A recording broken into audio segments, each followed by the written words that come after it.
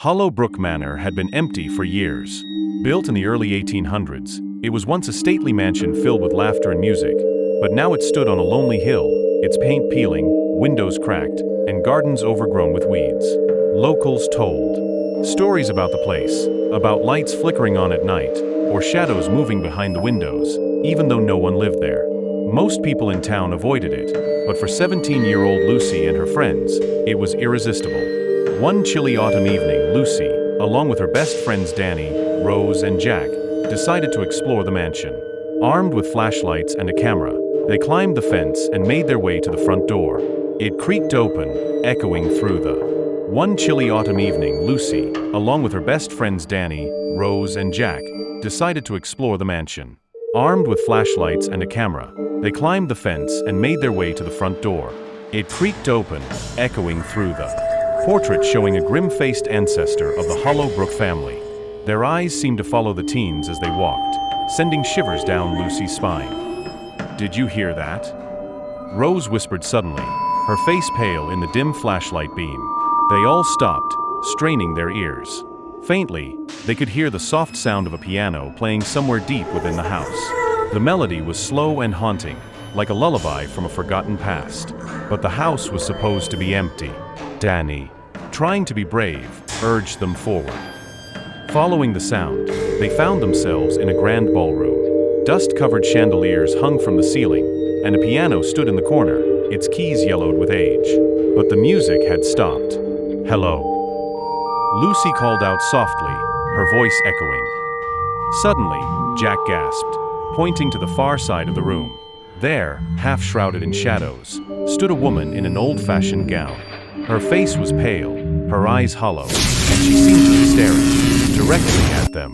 Before anyone could react, she vanished. "Let's go," Rose said, her voice trembling. But Lucy shook her head. "No, wait," Lucy said, drawn by an odd sense of familiarity. She looked sad. They began to explore the house room by room, searching for answers. In the library, they found a journal belonging to a woman named Eleanor Hollow Brook. The entries were filled with sorrowful passages about the loss of her young daughter, who had died of illness, and the loneliness that had filled her life ever since. The last entry was chilling. "I hear her laughter in the halls, see her shadow flit across the walls. Perhaps in death, I shall finally find peace with my darling child once am."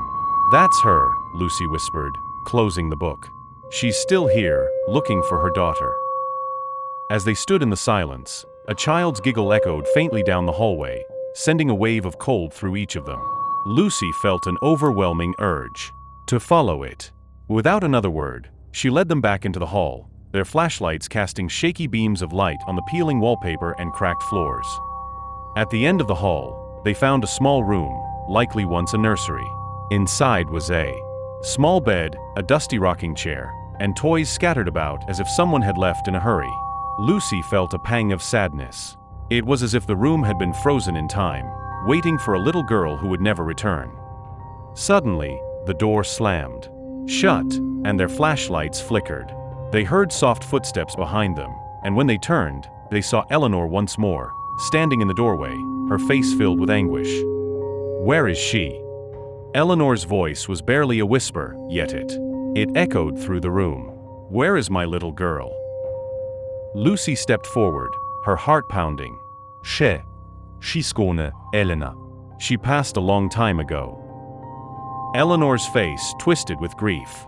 "I know she's here," she said, her voice trembling. "I hear her. I feel her." Just then, a gentle breeze swept through the room, and a faint childlike voice whispered, "Mama." The rocking chair began to move slowly, as if an invisible child had sat in it. Tears filled Eleanor's eyes as she turned toward the chair, reaching out a hand that seemed almost real, almost warm. "Darling," Eleanor whispered. Lucy and her friends watched, transfixed, as the ghostly mother and child seemed to reunite, their hands nearly touching. Then, in a flash of light, they both vanished, leaving the room still and silent. The door creaked open again, as if inviting the teens to leave. As they stepped out, Lucy felt a weight lift, as though the house had let out a sigh of relief. She knew Eleanor had finally found peace. When they returned to town, they shared their story, but few believed them. Yet they all knew the truth, that the spirits of Hollow Brook Manor had been set free, no longer trapped by sorrow. Years later, the mansion was torn down, and in its place, a